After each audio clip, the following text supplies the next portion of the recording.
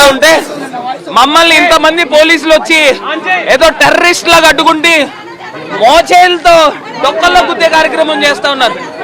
ఎంత అన్యాయం ఎక్కడైనా ఉందా? ఎంత దారుణం ఎక్కడైనా ఉందండి? పోలీస్ డిపార్ట్మెంట్ ఏంటబ్బా ఇలా రక్కేసి ఇగోండి చూడండి, ఇప్పుడుకిప్పుడు పోలీసులు ఎలా రక్కారు చూడండి. ఎంత దారుణంగా స్కిన్ ఊడిపోయేటట్టు వాంటెడ్లీ ఎలా రక్కుతారండి? ఎంత దారుణమా? ఇప్పుడుకిప్పుడు మేము ఏం చేస్తున్నాం, ఎక్కడ తప్పు చేస్తున్నాం అండి?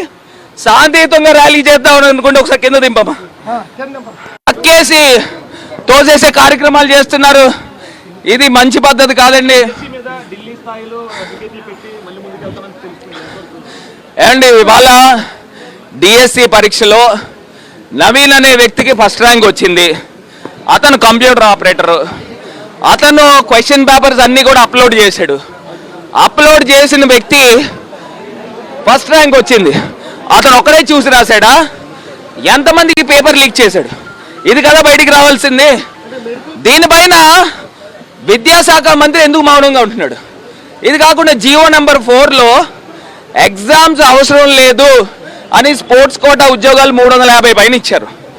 మళ్ళీ స్పోర్ట్స్ మ్యాన్స్ దగ్గర నుంచి మాకు కంప్లైంట్లు వస్తున్నాయని జీవో నెంబర్ 56 సంవత్సరం తర్వాత ఇచ్చి మళ్ళీ ఎగ్జామ్లు రాయించారు. అంటే ముందర ఇచ్చిన స్పోర్ట్స్ కోటా ఉద్యోగాలు రద్దు చేశారా? చేయలేదు కదా. అంటే దీన్ని బట్టే మీకు అర్థమవుతుంది 350 ఉద్యోగాల పైన అమ్ముకున్నారనేది. మిగతా జిల్లాలన్నింటిలో కూడా పాదయాత్రకు ఎక్కడ అబ్జెక్షన్ చెప్పలేదు, కేవలం బైక్ ర్యాలీకి మాత్రమే అబ్జెక్షన్ చెప్పారు. ఇక్కడ పరిస్థితి ఏంటి? అసలు ఎందుకు అడ్డుకుంటున్నారో తెలియట్లేదండి. ఇప్పుడు ఇదే మండపేట, ఇదే ఎస్పీ గారి పరిధిలోకి వస్తుంది. అక్కడ ఇచ్చారు పాదయాత్ర చేయడానికి. మేము పాదయాత్రగా వెళ్తాము, గాంధీ మార్గంలో వెళ్తాము, అంబేద్కర్ ఇచ్చిన రాజ్యాంగం ప్రకారంగా అనుసరించుకునే వెళ్తాము. మేము ఎక్కడ కూడా యాంటీ సోషల్ ఎలిమెంట్స్ కాదు కదండి. మేమంతా కూడా డిఎస్సి పరీక్షల్లో అవకతవకలు జరిగినాయి. నీట్ ఎగ్జామ్ పేపర్ ఎలాగైతే లీక్ అయిందో డిఎస్సి పేపర్ కూడా లీక్ అయింది. దానికి బాధ్యత వహించి నారా లోకేష్ రాజీనామా చేయాలి అనే కార్యక్రమం. ఇది చూడండి, ఇప్పుడుకిప్పుడు అదొకటి. ఇది ఒక మంచి డాక్టర్ ప్రియాంకని దుండగులు దారుణాతి దారుణంగా కారు కిందన పెట్టి తొక్కిచ్చి చంపేసిన పరిస్థితుల్లో పోలీసులు 3 రోజుల పాటు తాత్సారం చేసి స్టేషన్ బెయిల్ ఇచ్చే కార్యక్రమం చేశారు.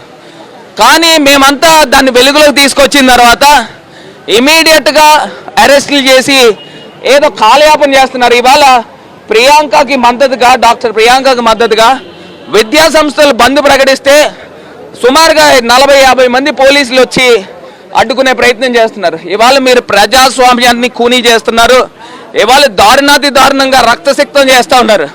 అసలు ఇక్కడ ఈయన సీఏ గారు ఉన్నారు, పక్క నుంచి కానిస్టేబుల్ వచ్చి గిల్లేసే కార్యక్రమం చేస్తున్నారు. ఇంకో పక్కన మో చేతులతో డొక్కల్లో కొట్టే కార్యక్రమం చేస్తున్నారు.